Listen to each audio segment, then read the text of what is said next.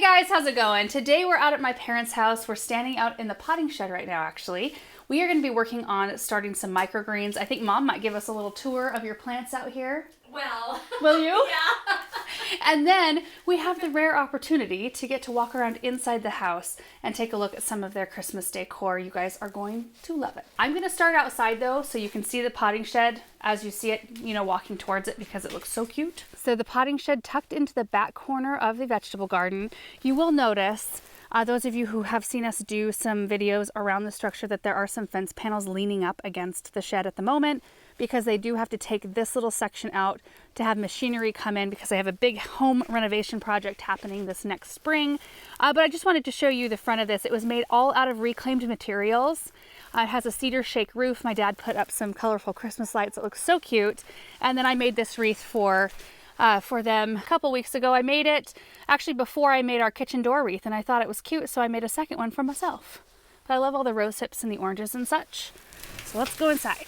It smells like peppermint essential oil in here right now. And there's a Christmas tree in here. In fact, what did you tell me Dad had you sit? Well, we forgot we had this. Uh-huh. And he found it in one of our Christmas sheds outside the barns. And he brought it out here, and he had champagne out here waiting for me. And he had this all lit, and we don't have decorations for it, but we don't need it because at night, when I look out here, he made me go in the house, sit where I like to sit, and look through the window to see that this is lined up so I could actually see it at night. And so you can't see decorations in the night, but you can see the lights. Oh. So yeah, he did that. Oh. Yeah. Yeah. That's love. He's a gift giver. He is a gift giver for sure. Yeah. In fact, one of the things I'm going to show you inside is just the cutest thing that my dad did for my mom this Christmas season. You guys, he was so excited about it, planning it. And anyway, I'll talk about that in a minute. So first thing on the left, we have these little clay pocket pots, which you've had for ages. A long time. They're supposed to be planters, but I find them really helpful and useful as containers for tools. I wonder who those are for. And then the little potting bench, which it's perfect. What size is this shed? It's like a 9 by... It's like, it's a 9 by 12. 10 by 12? No, it's not by 12. I think, It might be 12. I think it's like a 10 by 8. A rough guess. You think if your dad's laying like this, It could. I think he'd be taller than that. Would he be taller than with his head and feet? I don't know. Yeah, it's tiny. Anyway, so you have to find kind of smaller statured things to fit in here. Yeah. Now, here's the microgreen stuff that I brought out. Microgreen starter kit, and I'll talk through this, and then some microgreen seeds, and I brought my mister. But there's a bunch of beautiful houseplants out here. The alocasia looks really good. Yeah. Looks like it's putting on new leaves. Yeah, it's got some new little leaves. Oh, nice. Look at It's that. starting to unfurl. That one Yeah. looks like it needs... No, it's stiff. Oh, it is. Yeah, it's just hanging in there. Dang. But I just water these from the saucer, Uh-huh. never from the top. And this one's probably at least doubled in size Oh, since I had it nice. out here. But And shelves up top with pots. There's shelving right up there. There's some light fixtures that Mom and I found on one of our shopping trips. they're so pretty. They are pretty. They had to be completely reworked electrically. And there was some fancy, hanging work going on there. But it looks really good. And then right up here, there's also, this is the plant we just picked up at Franz Woody yesterday. Yep. You got it all potted up and everything. I do. Nice. I'm giving it some room to actually drape Yeah. the way it wants to. Yeah. So I won't let it drape too much, but I thought it'd be pretty just to have a little bit. Yeah. Yeah. And then there's this little table here, which was in our house when I was little. Yep. And there's just a collection of African violets, some calatheas, a lamp, of course, a vacuum back in the corner. And then this is the little seed starting and kind of supplies shelf that does have some grow lights. So you can see the two grow lights. This is a repurposed shelf that we just get for free. And it comes loaded with bulbs, like spring or fall bulbs. In boxes? And they're just they're such nice shelves that we just, and usually they come with like just 3 boards, but we put extra boards to make them more stable. Oh yeah, so you can see they came with the stapled on boards. So and then here, we put here, and then back one, and those are tacked on with screws. Perfect. And then I have just heater heat mat. Heat mats. And that it looks like it's a 22 by 40. Yeah, no, 22 by 22. It's a 2 tray. Yeah. And then we have these that I just retrofitted. Uh-huh. And they're on a timer, so it all just works That's really easy. Perfect. And you can, there's lights on every level. Yeah. So right I now don't there's, yeah. Those are off. Uh-huh. I have those off, but these two will be on for the microgreens. Nice. Yeah. So this is where the microgreens are going to end up. I want to show you today how to plant microgreens in both soil, which we're going to do in half of one of these trays. Yeah. And then this way is growing them on jute pads, which I've showed you before, but it's been a while. I've never actually used these mats, and I'm excited about yeah, this. I thought you might like to see that. And I know you grow microgreens typically just in soil in these, but growing them on a jute pad actually kind of changed the process for me anyway, because it's such a cleaner process. So Mom was mentioning when we were out and about yesterday that she wanted to start more microgreens, and I told her, like, hold off. I would love to bring some of these jute pads out so you could try it out and see what you think. So that's like the whole point of me coming out here. But I thought you might like to see what the potting shed looks like, just because we were out here not that long ago, kind of helping putting the, the pile of stuff, because the whole inside was kind of gutted and redone in here. So we helped bring things back in and kind of make some sense and order of it. Like year before last? Time is winter. just like, Last winter? I always think of things like pre and post foot injury now. Oh. Isn't that weird? Yes. Or pre and post babies. Was that yes. before Benjamin or after Benjamin? Yeah.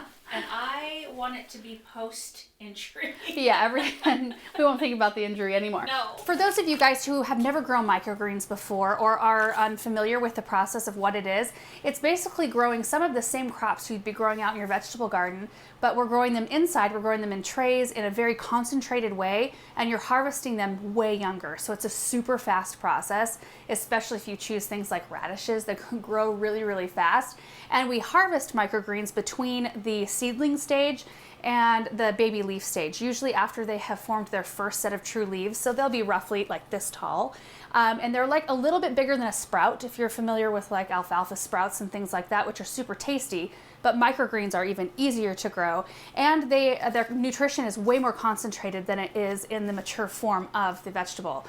So you can grow, like today we're going to start some red Russian kale, arugula, broccoli, and purple sango radishes. And you don't need any special equipment to grow microgreens. I mean, this has made it really nice for me. This is a Green Ease microgreens starter kit, but all you need is something that can hold soil and a way to water them and a strong source of light. So a bright windowsill, I mean, we're not growing these plants to their mature form, we're just growing them up a little bit. So you want enough light to where they stay strong as a seedling and they have nice deep green color, but that's it. I mean, you don't even need a fancy grow light system for this process. So in this kit, and this came from Gardener Supply, you guys. Oh, there's some seeds in it. What are these? We've got red Russian kale, radish seeds, and broccoli seed in here as well. Nice. So there are 3 watertight trays. That's the other thing. You don't have to have a tray that has drainage, because this is such a fast process and we kind of control the water a little bit. That way you can stick it anywhere. On any surface, it's not gonna hurt them. So there's 3 trays and 10 of these jute pads. It's kind of like that. Looks like the Cocoa Core like container liners, like the hanging basket liners. So see how thin that is? That's what they look like. It comes with 10, so you can do several crops just with this first starter kit. But this right here eliminates the need to use soil, which makes the whole process so clean. And for me, that was huge, because even though microgreens isn't a super dirty process even when you use soil, because you're usually just like kind of grabbing a bundle and cutting and taking it off, somehow I still end up like pulling a root up with one and getting dirt on stuff and feeling like I need to wash them. Not with these. It's so nice. So these fit right down in here. We scatter the seeds over the top, wet it down, cover it, and that is it. You want to water them a couple of times a day until they start sprouting, which, like having them right next to your kitchen sink is a really practical area to put them, because you've got water right there. A lot of us are by the kitchen sink several times a day, so it can kind of stay in the forefront of your mind. But this is just such a contained, nice way of doing it. Let me get a close-up and some water. I do want to kind of pre-moisten this pad, and we'll get some seeds going. To pre-moisten, I'm just going to add some water in. Oh, that has some stuff in it. Some moss. Ooh. I wonder what Mom was doing. I don't think that'll hurt anything. We're just going to kind of push it around in the water, make sure it's fully saturated. Then I'm gonna grab another tray, put another pad in here. I'm just gonna pour the excess water into this one because we need to moisten that one as well.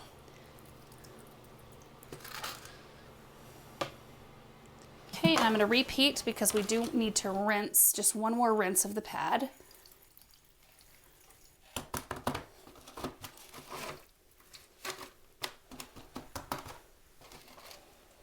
And drain excess.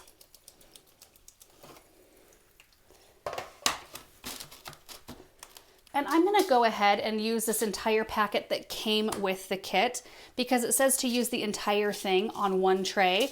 So this will give us a really good idea as to how many seeds we should use in this kind of area. See that? I'm gonna try to spread them out pretty good, pretty evenly.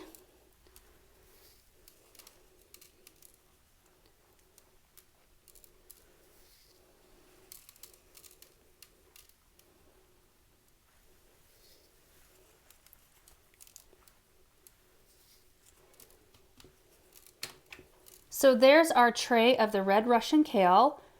That's about what the distribution should look like. I mean, it's not super duper thick. You can see I got a little thicker in some spots, which that won't matter. But we got pretty equal spacing there-ish. So now we mist it down just to make sure that they're kind of settled into their spot. We cover it and that's it. I am gonna put this right here. See, she's already got the two 11 by 22 trays here. They fit beautifully, like they just kind of sit on the lip. So I'm gonna line two up right here and then we can use an 11 by 22 dome to cover them both just to kind of help keep them moist and keep the humidity level up. Got one right here. So it'll sit on top like that. And that way we don't have to use saran wrap. These are reusable, which is quite nice. Okay, I'm gonna do the same thing with the next two trays. We're gonna do, let's see, radish and broccoli, and then we'll do the arugula in soil. So I'll stop when we get ready to the soil part. It's basically the same thing, except for you just put a very thin layer of soil at the bottom of a tray and scatter your seeds, wet it down, cover it. Easy.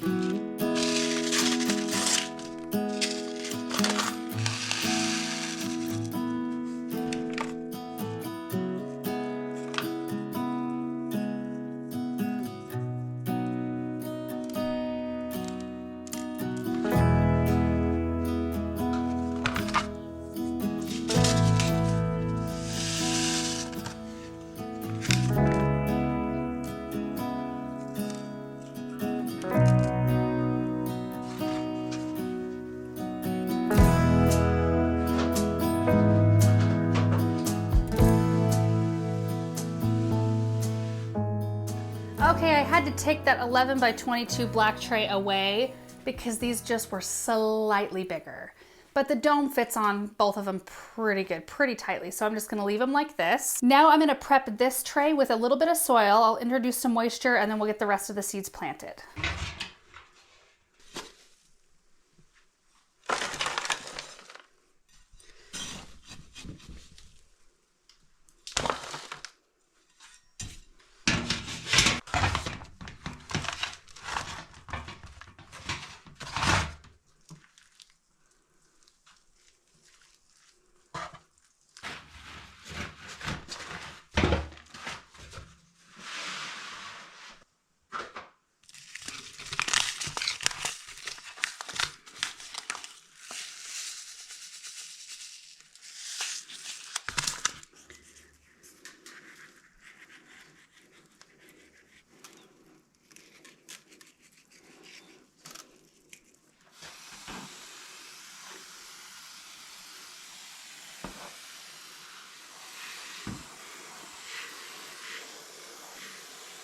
And we're done.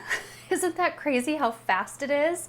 So we've got the tray of red Russian kale in the back, radish in the front, and I added a few more radish seeds, more than what was in the package that came with them, just because I felt like it didn't stretch that far. So I've got the radish seeds from this package and then some of the Sango Sango. And then we've got broccoli in the back green tray, which is just kind of hanging right there over the soil. And then we've got arugula up front.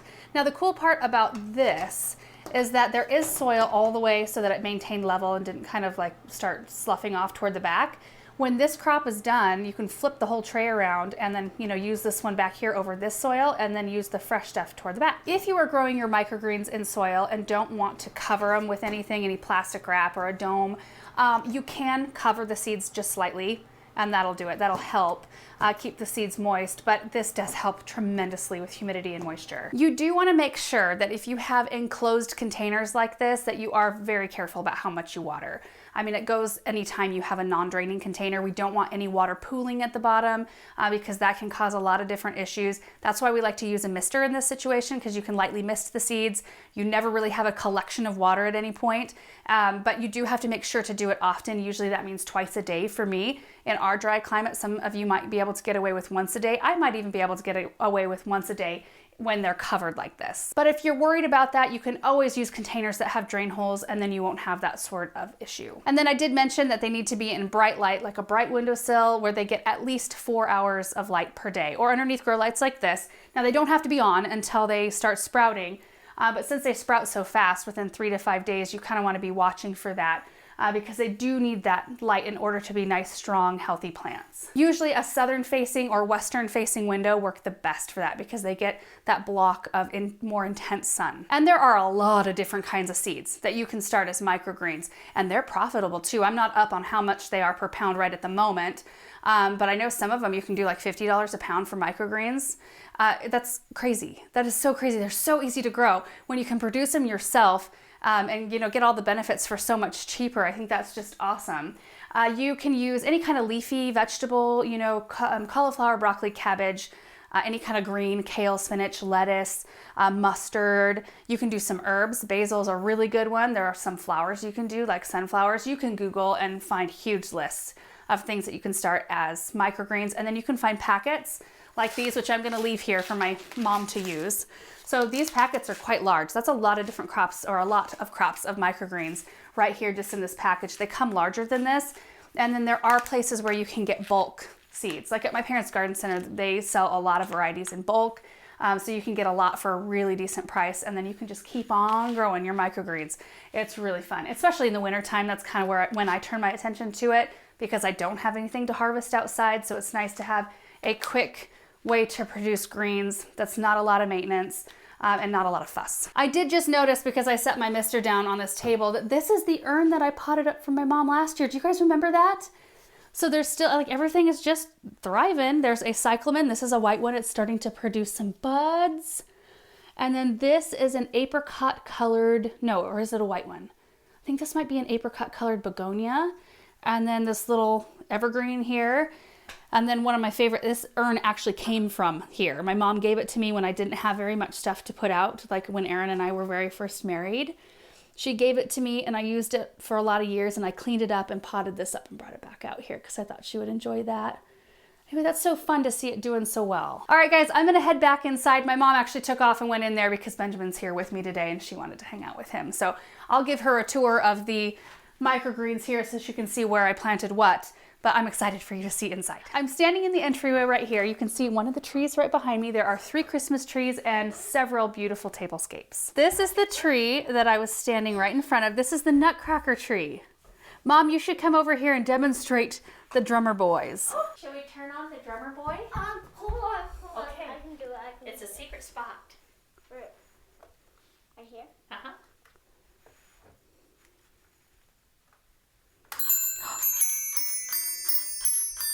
Is it this way or this way?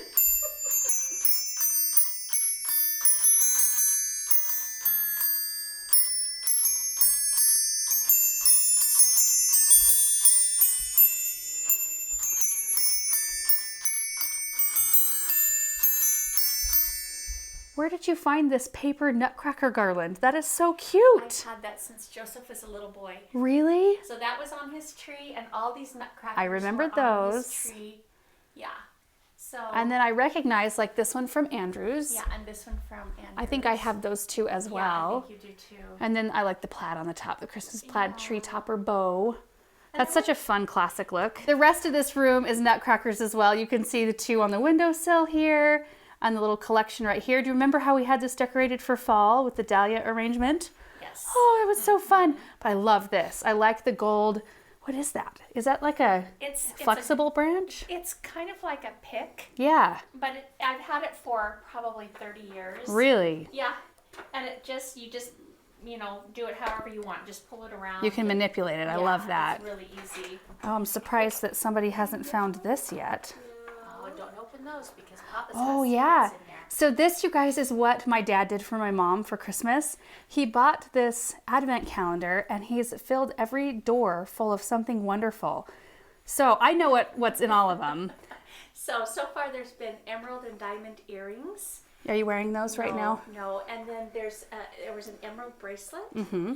and there's gift cards to lots of my favorite places to Oh. shop. Where are all the Yeah. stuff in there? Well, they're all gone, except what is today? Today is the 22nd. So there's only 2 more drawers that have Yep. things in them. But don't open those, bud. No, Don't those open are them. surprises. It's a surprise for Nana. Yeah. Mm-hmm. So Papa did that for me. I think that is the cutest thing. Yeah. Oh, Yeah, I think your dad's having as much fun as I am with this. He put little pieces of paper in there, and every once in a while a drawer gets jammed, and so Oh. he comes running with his pocket knife oh, really? and he pushes it down so I can get the drawer open. Oh. But yeah, I've got two more drawers. 2 more days left. Yeah. So 23 and 24 have gifts in them, and I know what they are. And then this right here is our advent calendar from my childhood. Mom, you're getting a little delinquent on your let me days tell you here. what, Samantha Grace did these. Oh, she did? Yeah, Oh, there's CS. she did those. Uh-huh. And then she'd put them back in there. Oh. So it's been kind of like a. I take it back. Yeah, I do slash apologize. toy. Yes. I hang it low so that they can play with it. Yeah, I remember. So there's 3 of us, my brother, sister, and I, and we would rotate who got to do the day. And it was always a special year when you got to do the very last one because it was always the Nutcracker. So every 3rd year, we got our shot at doing the Nutcracker. So I think I got to do it 6 times. Wait, right? 6 times 3 is 18? Yeah. Yeah, six times in my life. Yeah. It was a A big deal. monumental deal, yes. Yes. We've got Benjamin's snack here on the counter. Snack at Nana's.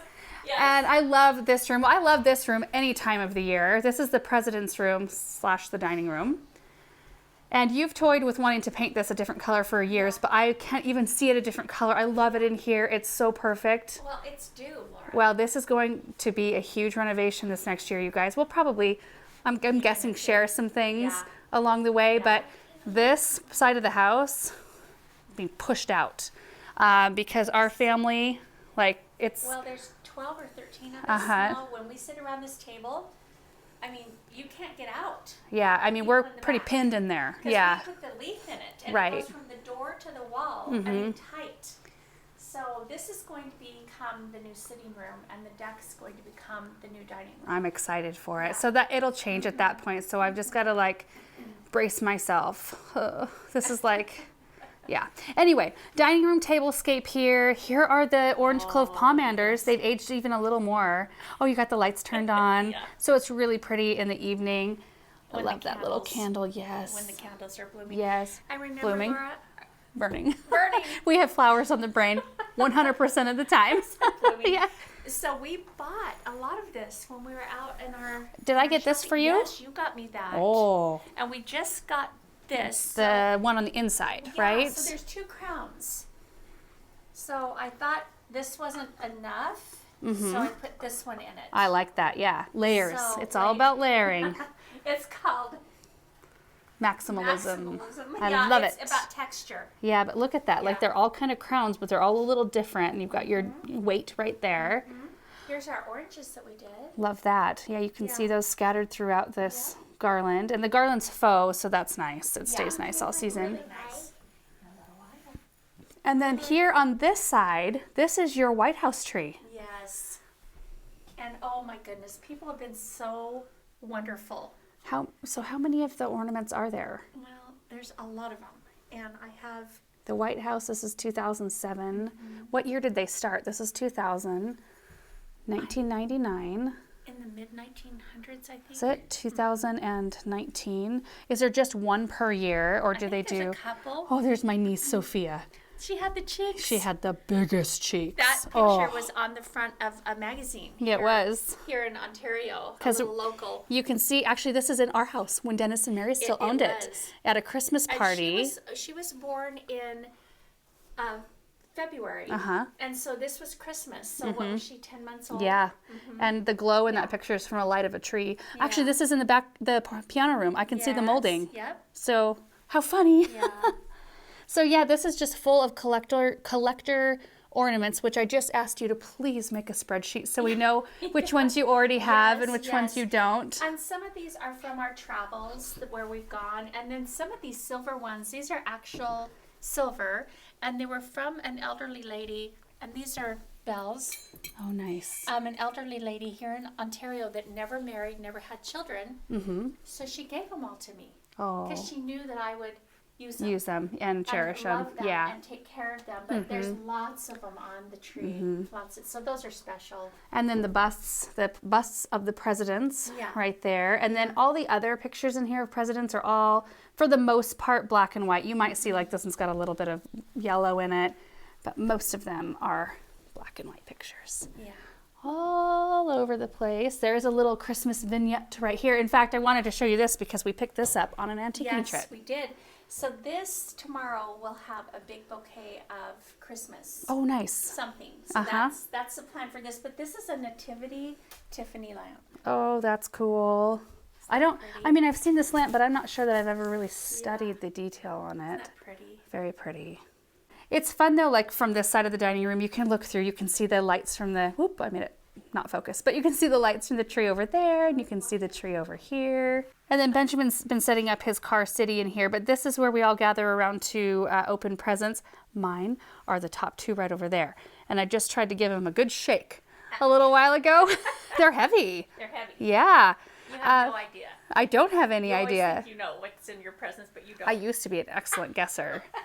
So here's the coffee table arrangement with the feather tree and the pearl garland and little wreath of berries down there, the angel, poinsettias, but here is this is like the main tree right here.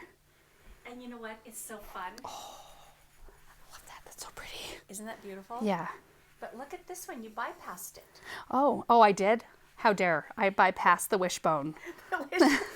Monica made this for me as a Christmas present, like when she was in 1st or 2nd grade. And it's always been in a... This tree has evolved over the years, but that ornament remains steadfast. That is on there. Yes. Yes. But there's some really beautiful things. Like, look at this carriage. Was that from like France or something? That one came from the Biltmore. Oh, the Biltmore? Yeah. That looks like one of the ones you got me in Paris. But look at that Santa right there. These are the same. So my dad used to get my mom, these are gold, like real gold. He used to get her one of these every single year for Christmas. Where's my favorite one? Oh, it's front and center. Yeah. This is my very favorite one of all of them. The pine cone, for some reason, this one just, love it. I've always loved it. Yeah. I also like these. This is the poinsettia. Oh, I like that, yeah. Yeah, that's a real pretty one. This is an angel. Oh, yeah. Yeah. That's really pretty.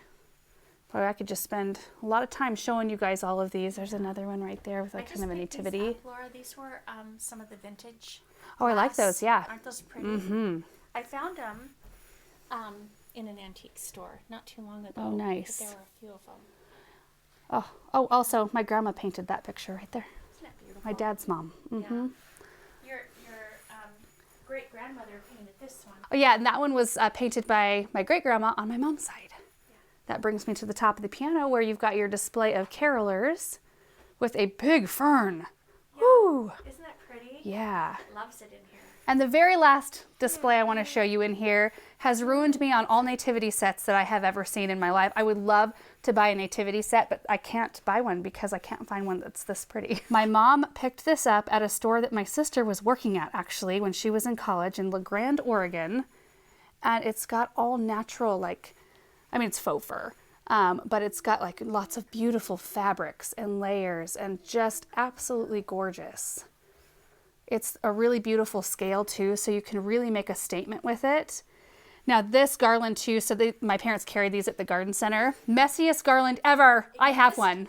Yeah, you want to just put it in place and don't touch it. Don't ever touch it. Yeah. It just drops flocking sheds, but stuff it's so everywhere. pretty. It is so pretty in this, especially this application. Yeah. There's a little sheep there, but like, look at that. I mean, you don't see nativity sets that look like this very often, or I don't anywhere. Way. Maybe I don't know where to look, but this has ruined me on every nativity I've ever seen because like, I just need this one. You'll have a tote that's disappeared next year. And that's it for our video today, you guys. Thank you, Mom, for letting us look at your Christmas stuff. Yes. So much fun and festive. And I can't wait, just in a couple of days, we'll all be here enjoying some good food and presents and just being together. So anyway, thank you guys for watching this video, and we will see you in the next one. Bye.